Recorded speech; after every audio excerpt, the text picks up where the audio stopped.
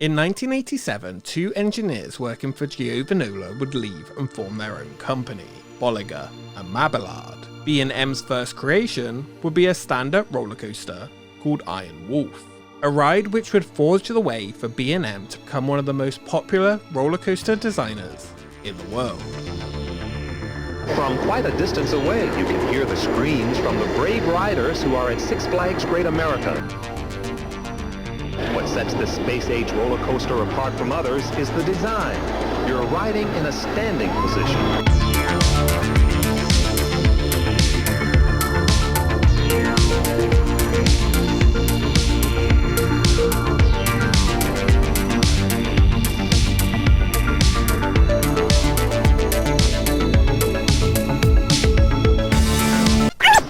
Now that I've survived the Iron Wolf, I'll admit that I'm no professional, but I am converted to the belief that riding roller coasters can be fun. You don't have to be cool. You can even make loud noises.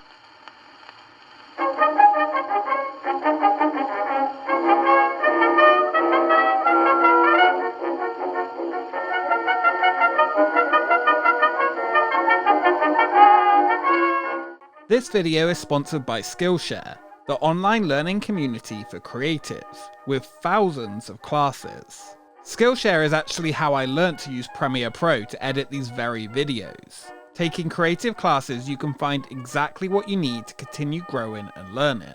The fundamentals of Photoshop has been a huge help in improving my thumbnails from what they were, yeesh, to now. The best part of Skillshare is that you can jump around to all sorts of topics, be it video editing, photography, audio recording, which is one thing I knew nothing about. It's a community that you can discover exactly what you need, all included in short, easy to learn classes. The first 1,000 people to use the link in my description will get a free trial of Skillshare to try out all of these creative classes. After Giovonola created Z-Force in 1985 with an all-new box-type track and 4-person across vehicles, they would continue to create rides for Intamin. Giovonola engineers Walter Bolliger and Claude Mabillard would take the track that had huge success on Z-Force and look to what was next: a stand-up roller coaster.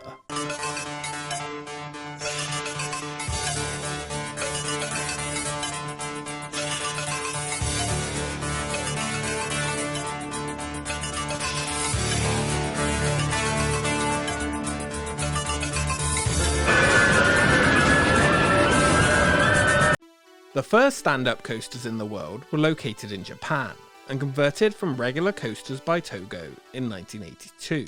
In the United States, the aerodynamics-built ride, Scream Roller, at Worlds of Fun in Missouri would be converted. The 1983 season saw an aero-designed stand-up train on the attraction, and it was renamed to Extreme Roller. This first attempt of a conversion was not a success, as the track was never designed for the trains and they were removed the following year, reverting back to sit-down trains. Six Flags brings you a startling new concept in roller coasters. No seats. Trailblazer. Six Flags' awesome new stand-up roller coaster. It'll run a chill right up your spine. It'll shake your knees. It'll curl your toes.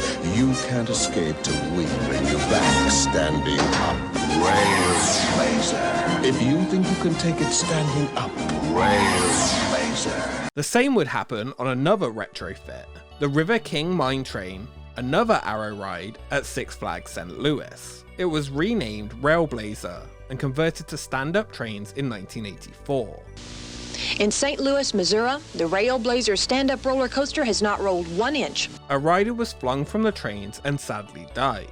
The coaster was converted back a year later when the original trains returned. You have a locked shoulder harness, a locked knee brace, and a third safety belt that's also locked on top of it. So, again, from a theoretical standpoint, that shouldn't occur. 1984 would see the first purpose-built stand-up roller coaster in the United States. Kings Island would open the Togo-designed King Cobra, the world's first purpose-built stand-up coaster. A similar version of the ride would open at sister park King's Dominion in 1986, called Shockwave. 1986 would actually see two brand new stand-up coasters open called Shockwave in the United States. The other will be located at Six Flags Magic Mountain and built by Intamin subcontractor Giovonola, including Walter Bolliger and Claude Mabillard.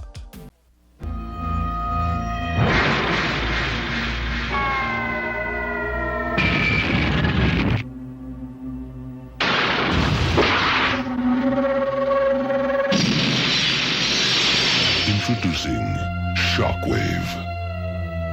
If you think you can take it, stand up.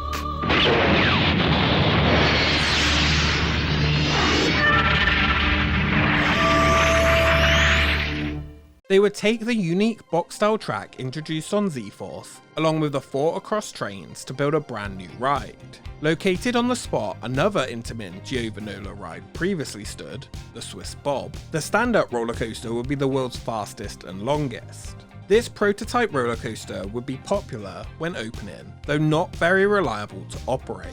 The novelty of riding a roller coaster while stood up made the ride stand out despite the uncomfortable restraints. While Z-Force introduced the track type, Shockwave would introduce more staples of the coaster industry, such as the small pre-drop before the main drop at the top of the lift hill, a technique used to reduce stress on the chain lift of the ride due to the much heavier trains found on this type of roller coaster. Shockwave would be the last roller coaster that would open during the time the duo of engineers would be at Giovonola. In 1987, during management change-ups, they left the company to form their own. Bolliger and Mabillard would remain in Switzerland and rent some office space. The two engineers would hire 2 draftsmen and begin working on products outside of the amusement park industry. That was until Six Flags would make a request. In 1988, they wanted to move one of their bobsled coasters developed at Giovonola from Great Adventure to Great America. The problem lay in that the single-line trains were so low capacity that the lines would be huge. They asked B&M to look at the ride and see if they could develop new cars that will work on the existing track. They did, and created a fiberglass hollow design that would fit more riders with side-by-side seating.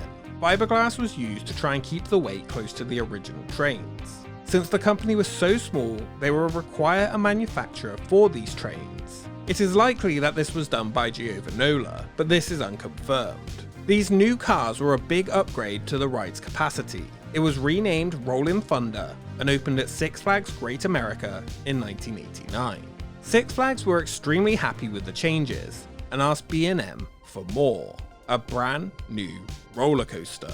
Hey, my name is Bugs, and I'm here to say we're gonna celebrate my birthday. At Great America, we'll have a ball. So many rides, we'll ride them all. Make a splash, take a stand. That new coaster's really grand. Great America! We're gonna really rock. Great America! Yeah, what's up, yeah? With only 4 employees at the time, this was a big task for the company. They had no manufacturing abilities themselves and would have to find a way to make it happen. B&M would now have just 6 people working for them.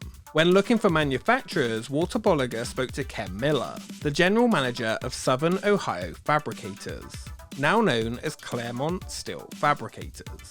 He asked if they would be interested in manufacturing roller coaster tracks. They had experience as they had built supports for Arrow roller coasters such as Vortex and another ride called Shockwave, this time at Great America. Using a slightly modified version of the track they created at Giovonola, as to comply with intellectual property laws, work was underway for B&M to build their very first roller coaster. While most roller coasters are located at major parks, this one would be somewhere unique. A 12-year-old kid would get given the ride for Christmas outside of his house. It would prove to be a good gift, and was used to give some potential friends of his a great day out. He found it hard to make friends since he was quite spoiled and sheltered, being the world's richest boy. It turned out they would be riding the coaster with these friends when their parents were targeted by a murder plot to seize control of their company. Luckily, they survive, and the kids have a great time riding the pretty intense roller coaster. The kid's name was Richie Rich. Whoa. I've seen bigger. Are you kidding? The place probably's got its own zip code. Okay, of course I'm kidding. It went to Six Flags Great America, the park that requested it in the first place, but it was featured in the movie Richie Rich. My dad gave me this last Christmas. It's pretty intense. The first B&M coaster would be called Iron Wolf. the world's tallest and fastest stand-up looping roller coaster, opening at Six Flags Great America on April 28, 1990, located on the former site of Z-Force. The ride begins with a 90-foot drop reaching speeds of 55 miles per hour. Throughout the layout was a giant vertical loop and a corkscrew, with ride times lasting 2 minutes through the 2,900 feet of track. While designed by B&M, the trains used were made by Giovonola, very similar to the original one used on the earlier Intamin stand-up coasters, but with slightly different restraints. The new restraints continue to use a bike-style seat, with the restraints now coming down over the rider's shoulders and touching the seat to secure the riders within.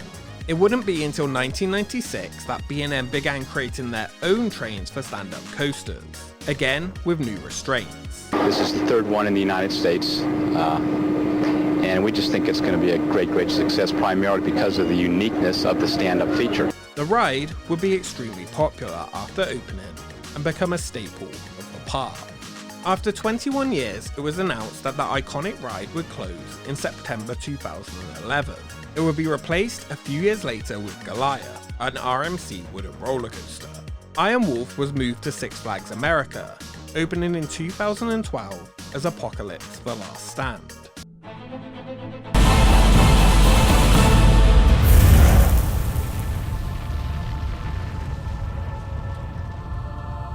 Set in a dystopian zombie end-of-world situation, the ride would pass several disaster theming elements, such as a crashed plane and burnt-out helicopter. It even had a fireball flame effect next to the track. Pretty good theming for Six Flags, if I'm honest. While the ride had been rethemed, it was slightly rough and not as popular, as the novelty of stand-up coasters had long worn off. It would once again close in 2018 for its final change. This time it would be converted to a sit-down floorless B&M coaster and named Firebird. Most of the Apocalypse theming would be removed, though the flame effect would stay. The original B&M coaster can still be ridden today, just in a slightly different form. As for the first box track stand-up, Shockwave, it was moved to Great Adventure for 2 years in 1990, before moving again to Astroworld in 1993 and being re-themed as Batman the Escape. When Astroworld closed in 2005, it would go into storage and planned to open at Darien Lake in New York. It would remain in storage for 12 years as the park was sold and no longer was a Six Flags property. The ride never opened again and was likely sold for scrap. Iron Wolf was a big success when opening. The first B&M roller coaster may not seem so special on paper, but its achievement has paved the way for bigger and better things.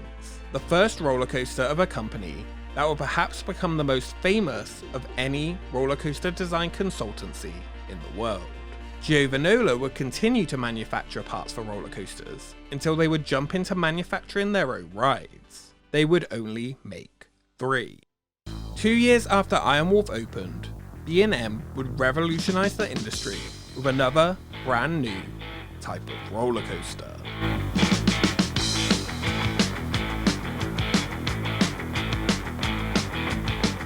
Batman the movie, Batman the Return, and now Batman the Ride. It's a pretty impressive roller coaster that just opened for business at the Great Adventure Amusement Park in New Jersey.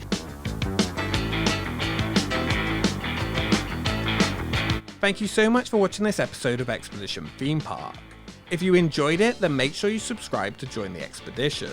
Follow us on Twitter and Instagram for updates on upcoming videos, and a special thank you to our Patreons for supporting the channel. We will see you next time.